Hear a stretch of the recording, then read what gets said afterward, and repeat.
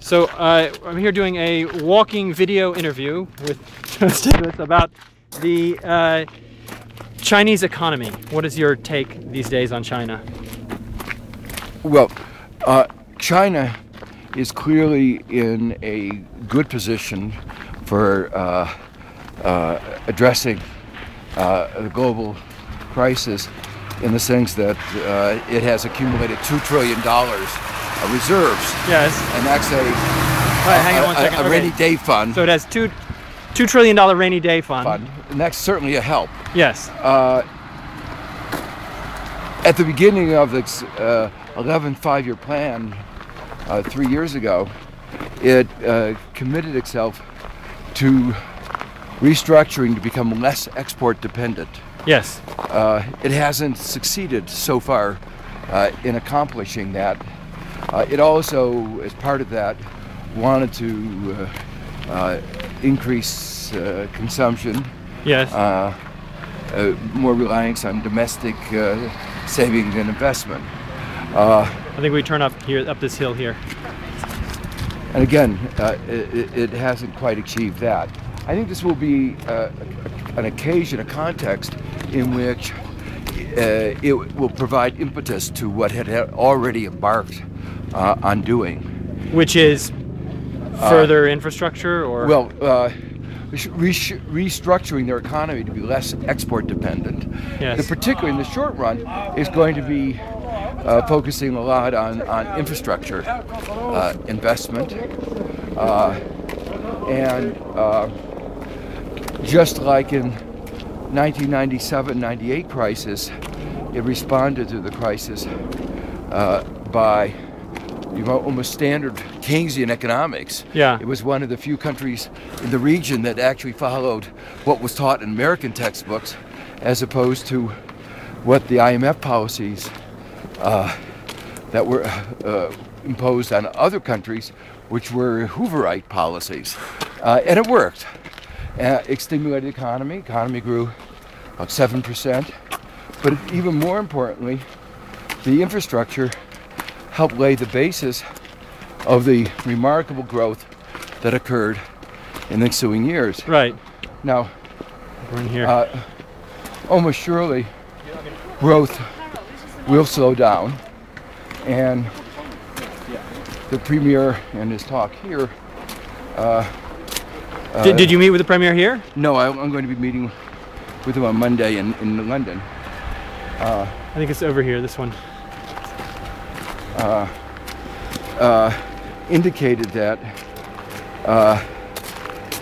they hope to have continued strong growth, 8%, but that's markedly below the 11.5%, 12% that they've had in the last couple of years.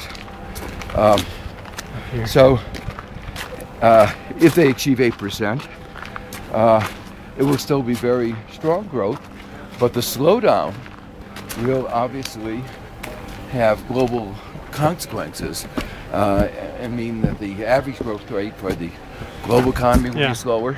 Yeah. And the commodity prices, which were in part buoyed by China's very strong demand, right, will obviously be muted.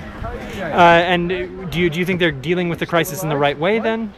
Yes, I do. I don't know yet all the details, and I hope to be going to China in March to discuss, to see more of those details. But I think the overall framework seems an appropriate one. What about China's relations with the rest of the world with regards to this crisis? Are they, on an international basis, doing what is necessary to help stimulate the world economy? Again, I haven't followed in detail all of what they're doing.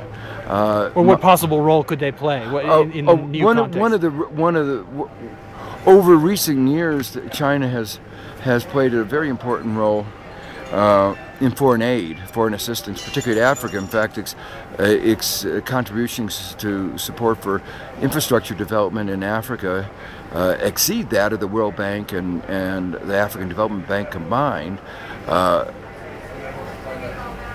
year and a half ago, we traveled around Ethiopia, and we saw the the remarkable success of the infrastructure program and saw the effect that it was having on the country.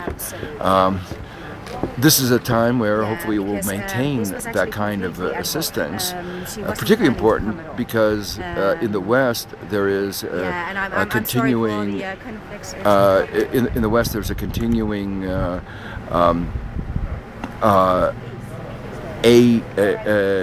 subsidies to their industries, right, which are creating a more unlevel playing field, putting developing countries at a disadvantage, and there are rumblings of cutbacks of assistance as countries focus on their own problems.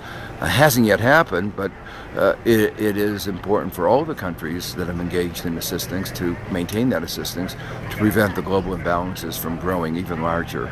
Are you concerned about another rolling problem as these as developing countries try to renew debt, or as they have debt obligations coming due? Almost surely some of those problems will come up, partly because they're going to be hit on all sides. Capital flows were coming in. Expected though net capital flows will be down 2/3 next year. Interest rates are higher because risk premium are higher, even though the core interest rate, the basic interest rate, is coming down. Interest rates they have to pay are going up. The commodity prices will be lower. Many of the developing countries depend on commodity prices. Trade flows will be lower. So on all accounts, it's not a nice place to be. It's not a nice place to be. Some countries are obviously going to be affected much more than others, those with weak banking systems.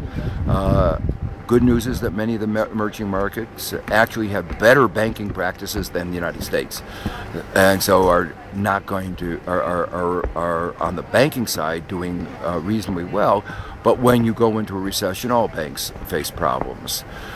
Some countries that are more commodity dependent will face a greater problem. Countries with bigger indebtedness that have to roll over their debt are going to be facing problems.